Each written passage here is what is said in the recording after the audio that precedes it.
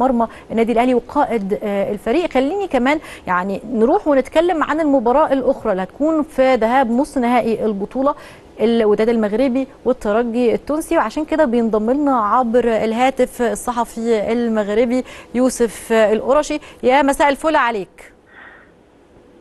يا مساء الفل زميلتي شيما وكل المتتبعي قناتكم المحترمه وسبورت. بشكرك على وجودك معنا على شاشة اون تايم سبورتس، وخلينا نتكلم عن اللقاء الهام والمرتقب واللي اكيد منتظر من قبل جماهير الكرة العربية بشكل عام، اللقاء اللي هيجمع الوداد المغربي بفريق الترجي التونسي. خليني اسالك يعني من الجانب المغربي المباراة دي شايفينها ازاي؟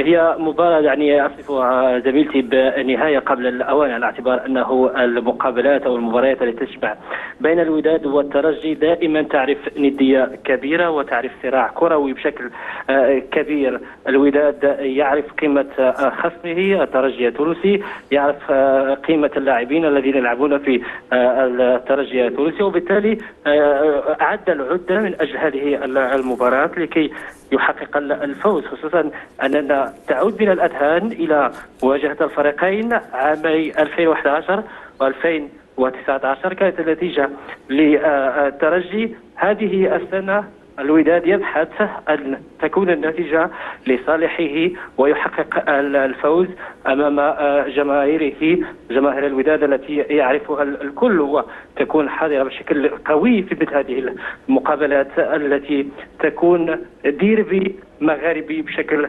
كبير، يعرف ندية كبيرة. صحيح. اكيد في النهايه بنتمنى كل التوفيق للفريق اللي هيلعب بافضل، اكيد هو اللي هيكون بيستحق ان هو يكون موجود في النهائي. وخليني اسالك برضو من وجهه نظرك مين هو الاقرب للتواجد في النهائي؟ يعني لو هنتكلم عن الوداد من وجهه نظرك هيكون مين معاه؟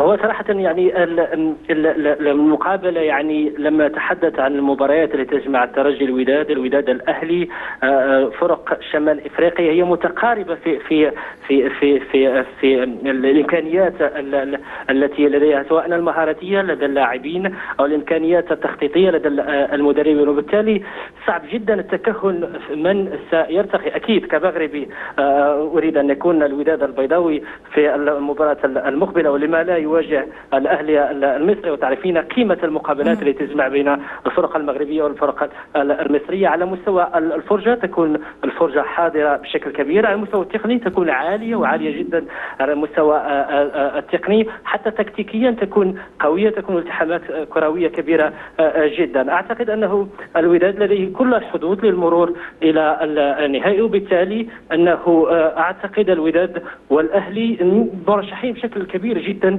أن يكون قطبي المباراة النهائية، على اعتبار ما لدى الوداد البيضاوي من إمكانيات أولا بشرية من حيث المهاجمين والمدافعين وخط الميدان. صحيح أنه هناك بعض الغيابات، لكن بشكل كبير المهاجم السنغالي بولي سامبو سيكون جاهزا في مباراة الترجي بشكل كبير. لاعبين الآخرين أرسن زولا كونغولي والجناح الليبي حمدو الهوني أكيد سيكون بإذن الله جاهزين في المقابلات النهائية التي ربما ستجمع الأهلي بالوداد، لما لا حتى لكي نحصل في الأخير على طبق كروي عالي بشكل كبير. وإن لاحظت معي زميلتي أنه الفرق التي بقت في النصف النهائي والنهائي 3 منها هي من شمال إفريقيا، وهذا يعكس قوة فرق شمال إفريقيا سواء على مستوى مصر أو تونس أو المغرب، وبالتالي أنه كان يعني سطوة كبيرة جدا لفرق شمال إفريقيا على الكرة الإفريقية. شكرا جزيلا للصحفي الناقد الرياضي المغربي يوسف قرشي. نرجع مرة